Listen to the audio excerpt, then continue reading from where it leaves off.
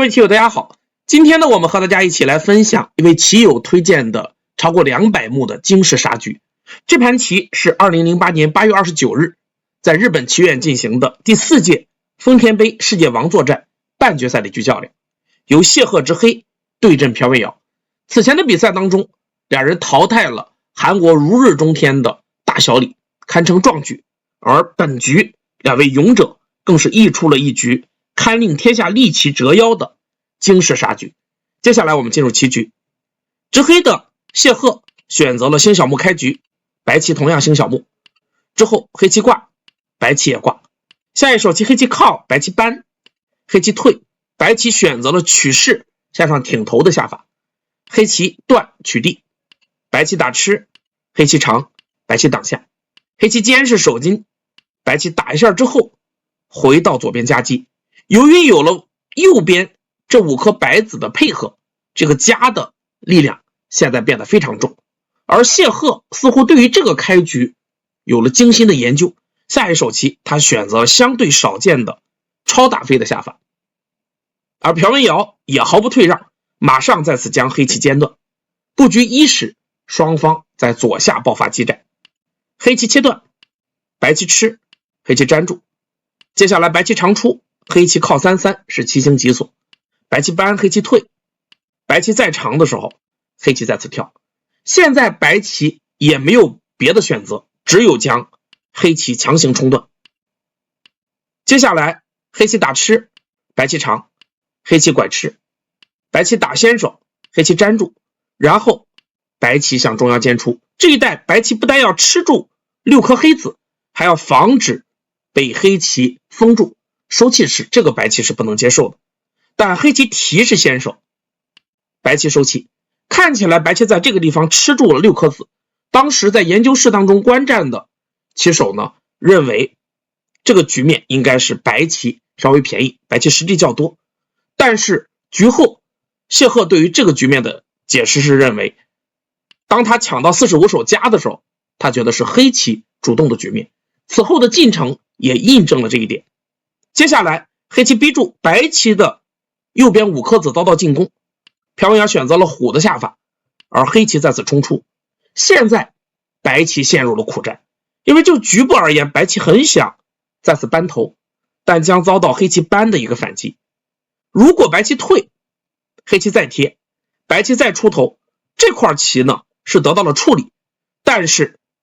左边这一带被黑棋靠住的时候，这个收气吃呢已经是不可避免。这样如果白棋收气吃6颗杆子，外围黑棋加强呢，这个白棋得不偿失。而如果白棋现在强硬的连扳，那么黑棋可以打吃之后在这一带靠过来，这种声东击西的战法也让白棋疲于奔命。现在我们看到白棋如果还是去走这个，那么黑棋再次一挤，白棋粘，黑棋挡住，这个白棋是逃不出去的。如此一来白棋反而被杀，那这个结果呢，黑棋大获成功。而如果白棋现在回来补这块棋，那么黑棋的贴依然是先手。现在白棋走这个将遭到黑棋挤的一个反击，这一带白棋气太紧，打吃我就粘住，粘呢被一扳，这个白棋还是气不够，这样呢同样是白棋失败。而如果白棋继续长，那么黑棋一吃，这一带我们看到黑棋顺利出头，右下这块白棋依然要遭到进攻，这个结果呢黑棋还是满意的。所以实战当中意识到这一点呢，棋风稳健的朴卫瑶在这个时候克制了这个扳的冲动，选择了再次尖，将左边这块棋出头。而下一手棋黑棋跳出，白棋长，这个地方朴卫瑶也有他自己的打算。本身而言，白棋的长跟黑棋的跳交换对于左边这块白棋是不利的，但是白棋瞄准了以后再次靠了2路扳的手段，但后来看这个手段其实并不厉害。那么接下来呢，白棋再次大飞出头，这个地方朴卫瑶也颇费了一番脑筋。如果局部小飞，当然棋形更扎实，但是被黑棋镇住，这个白棋不太满意。白棋尖出，黑棋顺势飞出，白棋再走呢，这一带被黑棋封过来，白棋依然要面临收气吃的一个局面。而右边这一带的战斗，如果白棋跳，黑棋跟着跳下，整体的白棋还没有完全安定，依然要遭到黑棋的进攻。所以实战当中，白棋选择了大飞的下法，而黑棋则再次逼住，瞄着这个跨段的同时，也将自己右边的空撑到了最大。接下来白棋冲开始实施下方的手段，靠黑棋扳住，白棋连扳，黑棋打了之后冲下，白棋粘住，黑棋粘，白棋渡过。飘飘在这个地方的理想图，它的预定计划呢是此时黑棋会退，那么白棋可以在此打了之后长出，这样呢我们看到这个地方黑棋需要补一手，而白棋现在这个跳呢就成立了。接下来黑棋如果冲挡住，再跨呢打吃先手，然后一粘，黑棋如果补棋，白棋顺势再粘住，这样下方白棋全部渡过，大龙之危已解，而黑棋这块棋呢反而还要遭到白棋的搜刮，这个结果呢白棋是大获成功。但是在这个地方谢赫也下出了妙手，面对白棋的这个渡过，黑棋看清了这颗子，直接在此跳下，这是好手。现在我们看到这个白棋依然是无法打通跟左下的这个联络，那无奈呢再回到中央补棋，这个地方呢朴老师也考虑过在此尖的一个下法，但是这个下法呢对于黑棋的威胁并不大，黑棋呢可以在此飞出，这样如果白棋再接，黑棋继续飞，这一结果白棋单方面逃孤，一时半会儿无法安定，而右边黑棋潜力大增，这个结果呢白棋不满意，所以实战当中白棋选择了在此先贴，黑棋长的时候，接下来白棋施展了凌波微步，先在此靠，黑棋冲的时候白棋再一顶，这两手连环的妙手呢使得白棋顺利出头，而谢赫这个时候下的异常的稳重，他呢选择了如坦克一般直接碾压过去，冷酷而又决绝。下一手棋白棋长，黑棋再冲，白棋再冲的时候黑棋冲出，与白棋的快速轻灵相比，黑棋这几步凝重的下法呢反而给白棋带来了巨大的压力，无奈白棋正好出头，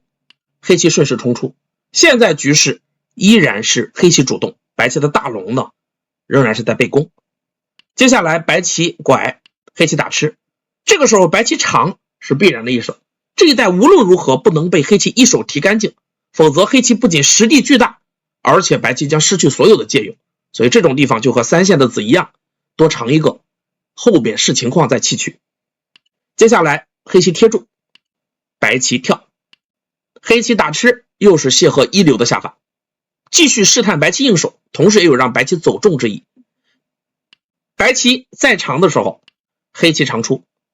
接下来白棋拐下，黑棋下一手的扳又是相关联的好手，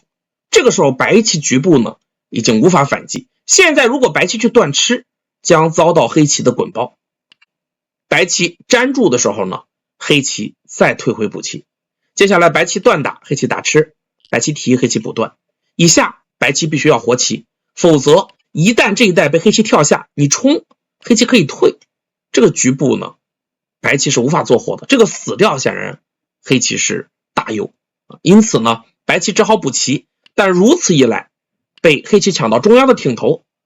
白棋再双住黑棋飞过来，那显然这个白棋单方面被攻呢，黑棋一边围着空一边攻着白棋，这个图呢黑棋大优，白棋不行。所以实战当中在黑棋扳的时候，白棋没有敢直接去动，而是先回到中央补棋，这依然是朴老师非常稳健的一个风格。那么这个时候黑棋最简明的下法，我们看实战，黑棋扳一下，白棋长出，最简明的下法呢是把这个吃住，但是谢赫显然担心这一带呢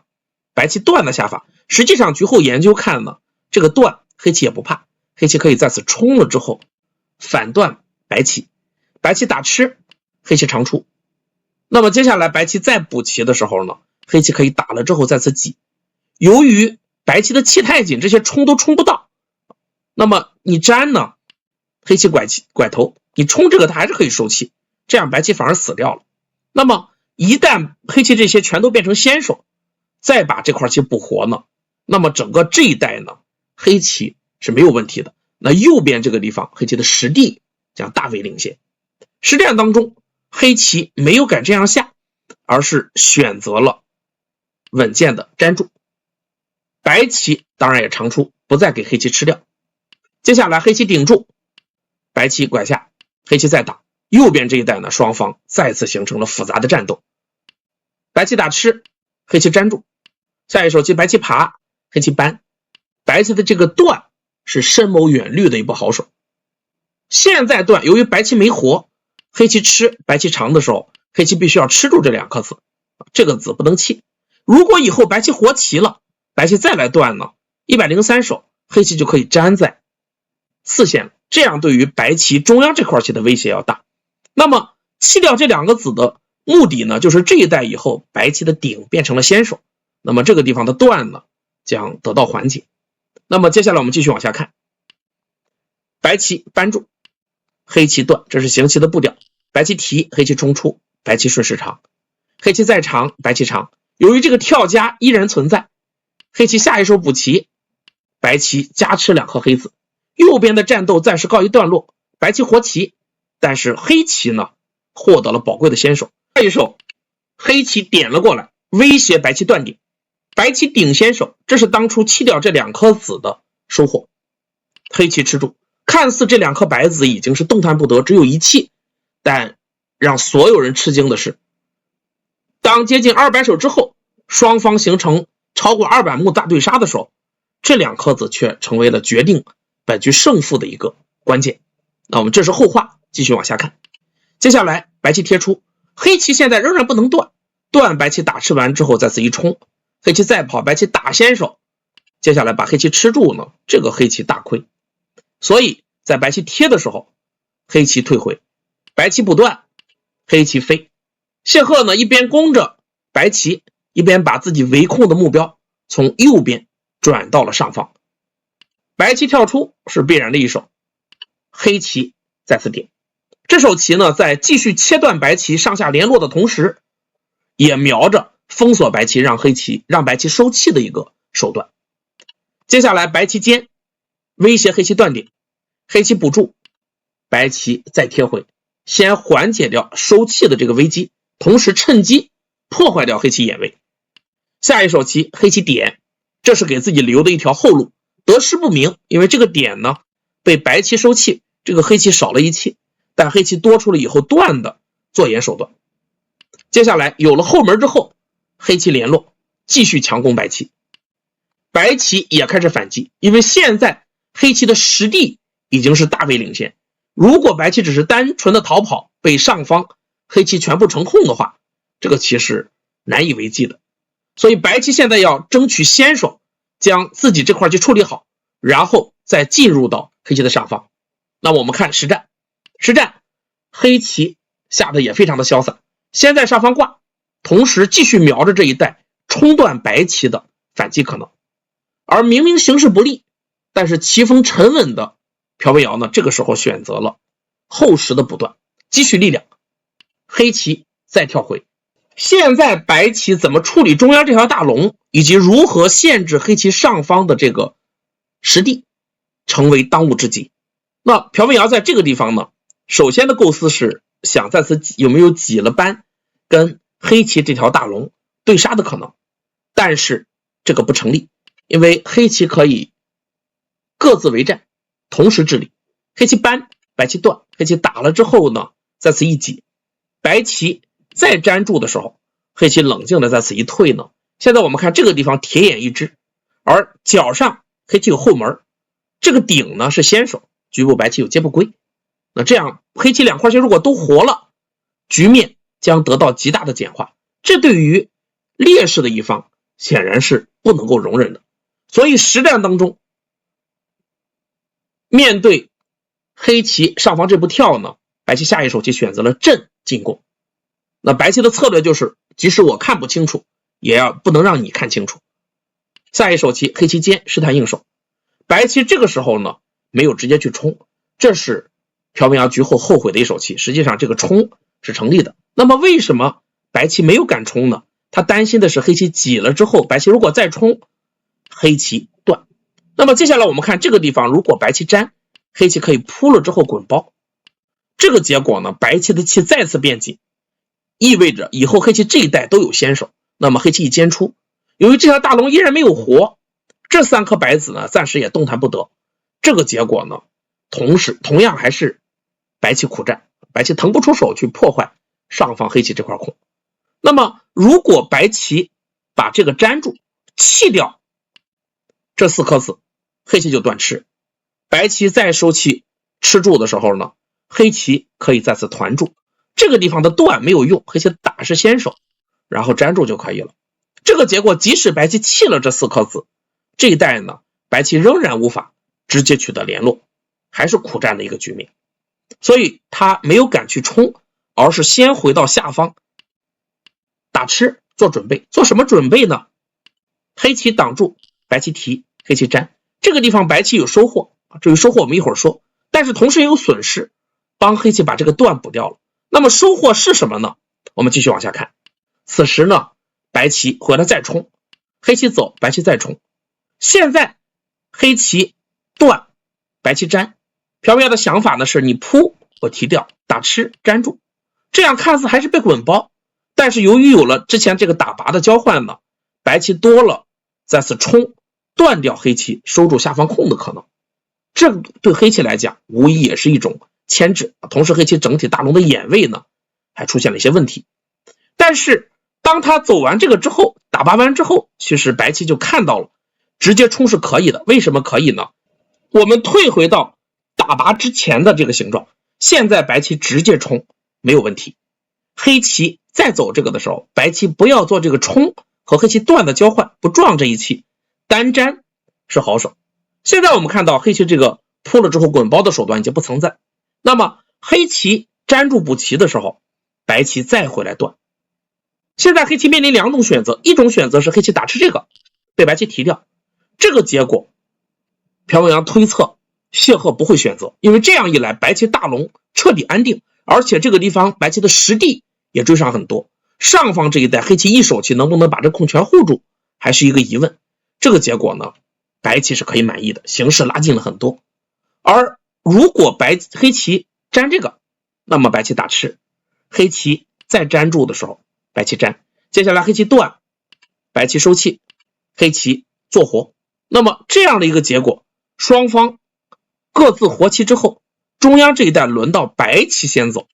白棋把这些先手定型走掉，现在已经没有收气的后顾之忧，下一手棋飞攻过来呢，那无疑还是白棋掌握了对于黑棋整条大龙进攻的一个主动权。这个结果呢，白棋也是非常的满意所以这个图呢实际上是可行的。但可惜白棋是在打拔之后才看到了这个图，这个断点消失呢，这个变化自然也就没有了。那么接下来黑棋挤，白棋再冲的时候黑棋断，而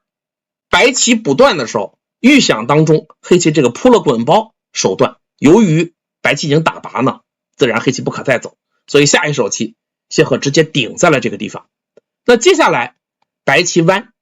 黑棋冲了之后点，又是异常强硬的手段。这盘棋整个前半局乃至到中后盘一直都是谢赫的名局全盘没有什么太大的疑问手。那这手棋异常的厉害，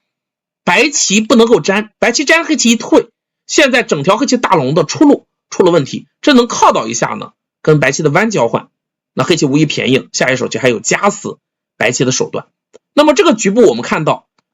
实战当中白棋也意识到此时不能够再手软，下一手棋呢，白棋直接在此尖，黑棋当然断，然后白棋再贴过去，黑棋长出，白棋胡补断，接下来黑棋跳夹。现在这几颗白子已经动弹不得，局部已经被黑棋吃住，那么白棋此时的形势已经不仅仅是要在上方活一块，而且要把黑棋的空变成自己的空，才有可能争胜。接下来我们看白棋的选择，实战当中白棋先搬跟黑棋断交换，然后再次点，朴苗也还击了一个妙手。这个时候白棋期待黑棋再次挡住，如果黑棋退让，白棋的机会就来了。白棋挡住，黑棋打，白棋粘，接下来黑棋补棋的时候，白棋有再次打了之后爬的抢手，黑棋再退，白棋一飞。现在我们看白棋不仅要在上方活棋，而且这3颗黑子呢没有活，这个地方还有扳断黑棋的可能，这样呢白棋就迎来了逆转的一个良机。但可惜谢赫呢在这种地方不会出错，下一手棋呢黑棋强硬的拐头，置白棋逃跑这个4颗子的这个构思这个想法于不顾呢，强行对白棋的大龙发动猛攻。现在白棋也不敢乱动，先确保大龙安全，打吃，黑棋长，白棋再挡，黑棋吃住。现在如果白棋趋回，那么这样呢白棋大龙彻底的逃出了黑棋的包围，但是黑棋回到左边补棋。那现在我们看这个结果，黑棋通过这一连串的操作，上方的空得到了加强，这边呢再次吃住了白棋，这个图白棋将难以争胜。所以实战当中白棋开始释放胜负手，再次打吃，黑棋破野，然后夹住。此时黑棋已经起了屠龙的心思了，白棋立下，黑棋再打。接下来白棋也强硬的连回这颗子，将黑棋的大龙断掉。下一手棋呢，黑棋的这步冲是俗手。此时谢赫进入读秒，显然呢也来不及细算。这个时候呢，最稳妥的下法，黑棋可以再次夹了之后拐住，这样只要将这一带的余位补住之后，这个白棋大龙的气非常紧，这些地方全是假野，各种皆不归。而且以后黑棋还有再次挖的收气手段。这个图呢，白棋是断然不行的。实战当中，黑棋的这个冲无疑是帮白棋长气了。接下来黑棋扑，这手棋是为了补活下方。白棋如果提，黑棋的己是先手，那以后打吃先手呢，这一串的皆不归。白棋连回去之后，黑棋有这个断吃，可以确保大龙的死活。接下来白棋释放胜负手，这是白棋的最后一波。下一手棋黑棋提吃，白棋立下，黑棋沉稳的将左边白棋可能冲击的地方补住。显然谢赫现在对于自身的屠龙还是极为有信心，因为当白棋尖的时候，黑棋发现了一步防御的好手，就是跳在此处。现在这个白棋本身还是无法做活。接下来白棋尖，黑棋顶住，白棋打吃，黑棋粘，然后白棋连回，黑棋断吃，白棋虎住，黑棋扳，白棋再团呢，黑棋就一一的跟着应住。下一手棋白棋长出，黑棋贴住，白棋将左边的黑子吃住，而黑棋呢则再次尖，将自己的断点棋形补好，同时对这个星位发动了威胁。那现在依然是黑棋优势的局面。接下来白棋开始拼命，打了之后再次做野，双方在上方形成结争，这是白棋的救命稻草。下一手棋白棋打吃开劫，黑棋提吃，接下来呢白棋提寻找劫财。这个时候黑棋最简明的下法呢，还是再次跟着应。如果白棋再次提劫，那么黑棋在这一带这个挡是先手，是劫财，这个随时有冲断白棋的可能。再有呢，在中央这一带的冲也是劫财，这个劫呢黑棋并不怕，而且黑棋呢随时还可以在此立下收控气劫，白棋消劫，黑棋挡住是先手，白棋连回呢，黑棋再把这个粘住。这样一来，从全局实地来看，依然是黑棋大优的局面。这块棋脚部呢留有眼位，这个地方有半只野，整体的大龙并没有危险。但是实战当中，已经进入最后一次读秒的谢赫，在这个地方呢，却突然失去了冷静。此时他选择了直接收气，意图速战速决，杀掉白棋大龙，但这样恰恰给了白棋机会。接下来黑棋挡住的时候，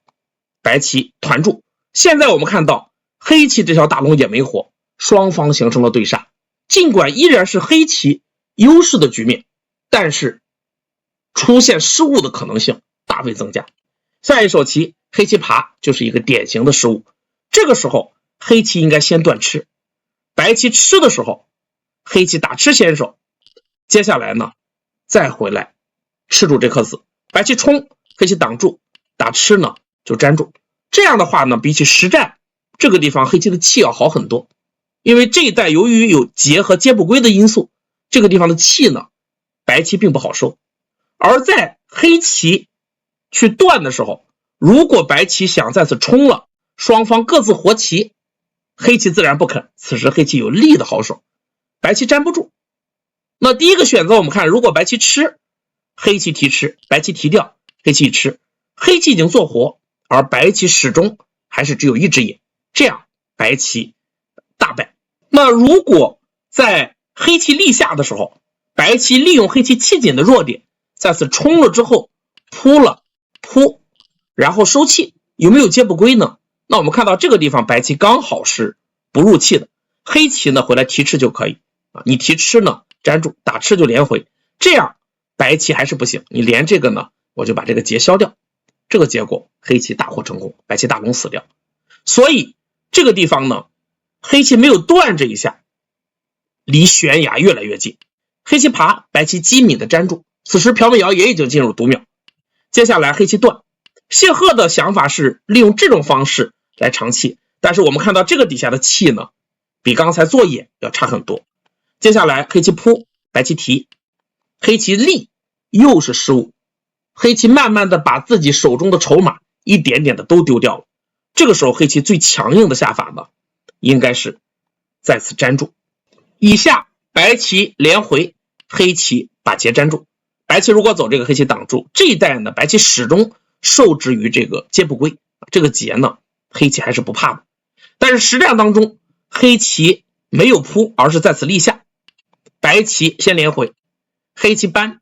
白棋断，接下来黑棋消劫，白棋下一手棋在此扑，黑棋的气势越来越紧，双方开始了这个劫争。但是当226手白棋断到这个地方的时候，黑棋错过了最后制胜的良机，这个时候黑棋打在上方是局部最佳的下法。现在我们看到黑棋有了这个眼之后，那么这一带以后的气都是可以收的，而下方这一带呢，如果白棋来打，黑棋提回，现在白棋找不到合适的劫材将黑棋打回去，白棋还是非常的凶险。但是实战当中谢赫没有走这个，他先提劫，结果被白棋再次一打吃，这本身还是一枚劫材，黑棋再硬，白棋提回的时候形势已经彻底逆转。接下来黑棋打吃，白棋收气，黑棋再提劫，白棋冲是劫材，黑棋提的时候呢白棋提回，无奈黑棋只好粘住，然后白棋再扑，双方已经是刺刀见红，黑棋粘住，白棋一路扳，以下呢双方开始收气，扑这个白棋也开始收气，黑棋提，这些尾巴现在白棋都不要了，这是白棋最后防御的铠甲。下一手棋白棋继续收气，黑棋收气，白棋收气，黑棋提，白棋提回，黑棋提回，白棋粘住，双方以下还是形成了劫争，黑棋打吃，白棋粘住，然后黑棋再收气的时候白棋提劫。接下来黑棋的这枚劫材显示此时谢赫已经非常慌乱，就局部而言黑棋应该是立在这儿找劫，这个时候白棋一定要小心，如果白棋消劫看似很爽，提吃了很多子，但是黑棋一吃，整个右边6线以下全成为黑棋的实地，这个结果白棋反而输掉了。这个图呢白棋不行，但是白棋在黑棋立的时候可以继续跟着硬，这个是没有问题的。那么接下来我们看黑棋如果提劫，白棋在这个地方呢还有打的劫材，黑棋粘住，白棋提回，接下来黑棋扑，白棋提掉，等到黑棋再提回的时候，白棋有一枚200多手以前准备好的宝贵劫材，就是长出这颗子，这一长这2颗死掉的白子发挥了作用，黑棋打不到这一下，无论你提示哪一个，一旦白棋提回来，全局黑棋再没有劫材，这样黑棋就彻底的崩溃掉了。这就是之前我们说这2颗子起决定性作用的一个地方。因此呢，谢赫即使不浪费这个劫材，这个棋也无以为继了。那么实战当中，黑棋再次扑，白棋提，接下来黑棋再提，白棋打吃，这是非常舒服的一枚劫材。黑棋粘住，想要在此制造劫财，而白棋就直接提吃，这样白棋可以确保下方大龙对杀的胜利。黑棋尖最大限度的吃住左边白棋，而白棋下的也非常的巧妙，先搬，黑棋挡住的时候白棋再断，此时谢赫依然没有放弃寻求收控的可能，黑棋打吃，白棋长出，接下来黑棋再吃的时候白棋打先手，然后再3-3一间，白棋巧妙的在左上又活了一块棋，形势已经是白棋优势胜势的局面。接下来呢，黑棋打收气，白棋提劫，黑棋再跳的时候，其实即使此时白棋挡住这个棋呢也还可以下，因为这个地方还缓着气。黑棋如果提回劫来呢，那么白棋就回到右上跳进去，当黑棋再去提的时候，白棋提回，接下来我们看到黑棋再去吃这个呢，白棋消解，这样呢也还是白棋优势。但是实战白棋下的更为简明，黑棋跳的时候白棋直接消解了，绵延将近200手的2条大龙的对攻终于是告一段落。黑棋跳进去杀住左上角，而白棋则在右上2路渗透了进去。下一手棋黑棋强硬的靠住，白棋尖3-3，黑棋在顶住的时候白棋粘，黑棋虎是先手，白棋提吃，接下来黑棋搬，白棋之前的这颗残子发挥了作用，这一退呢，本局就此结束。就局部而言，黑棋靠在22路，这个局部是打劫，白棋挡住，黑棋粘，接下来白棋在此夹，黑棋打吃，白棋做劫，黑棋提劫的时候，白棋这个冲是趁手的劫财，这样两边呢，黑棋难以兼顾。你走这个呢，我提回来，只要活一个角，这盘棋呢，白棋就获胜了。那么这局棋呢，是非常惨烈的一个大杀局。尽管呢，谢赫在全盘绝大多数时间里边占据优势，但是在最后读秒声当中，朴文瑶的下法更为的巧妙，最终赢下了本局，进入了第4届丰田杯的决赛，将与古力争夺最后的冠军。那么这盘棋就和大家分享到这儿，感谢大家关注，我们下个视频再见。